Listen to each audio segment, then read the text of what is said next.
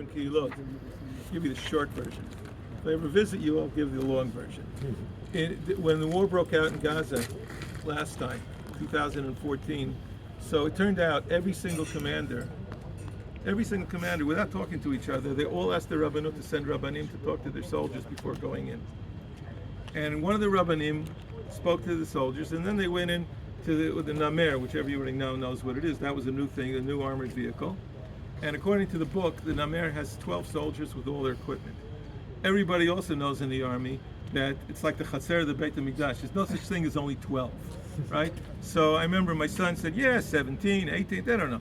And this had like 16, 17 soldiers. They had, over-the-shoulder missiles. They had the kitchen sink. They had everything inside this thing.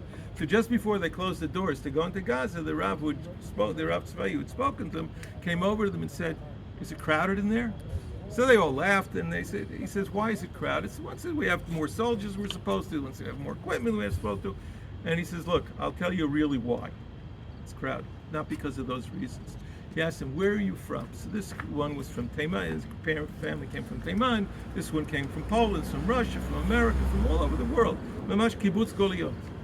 So he said, there's an Orach Chaim HaKadosh in Parashat Kitavot that talks about that when, he says, when your great-grandparents were in Chutz La'aretz and the Goyim came to kill them, they couldn't defend themselves. He says, now you're being Mekayim the biggest mitzvah in the Torah because you're going as shlichim of Am Yisrael.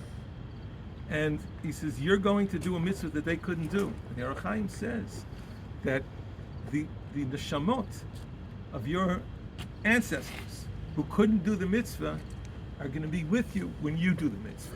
He says that that's why it's crowded. Wow.